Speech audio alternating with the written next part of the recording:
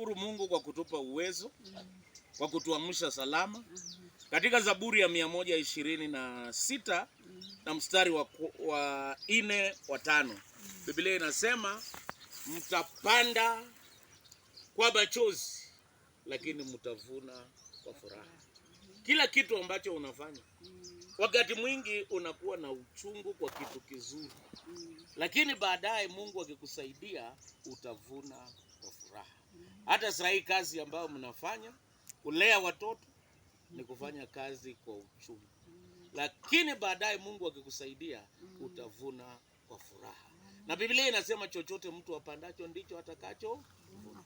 Ukipanda kwa mwili utavuna uharibifu, ukipanda kwa roho utavuna uzima wa milele. Kila kitu unafanya kazi yako na unaachia Mungu. Kwa hii shamba sisi tutapanda, lakini tutaweka mbolea, lakini tuna imani ya kwamba msaada wetu utatoka kwa Mungu, atatupa mvua. Mungu awabariki, na msisahau kupanda kwa kwenda katika nyumba ya Mungu.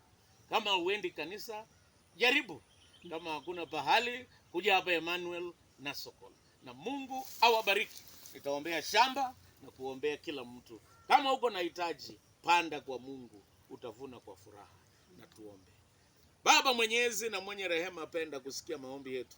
Bariki shamba hii ya mtumishi wako Baba Askofu Stephen, pamoja na Mama Rael na watoto na wote wa jamii hii. Bariki pia Baba mwenyezi wale wote ambao wanafanya kazi hapa. Wabariki na jamii zao na kazi za mikono yao.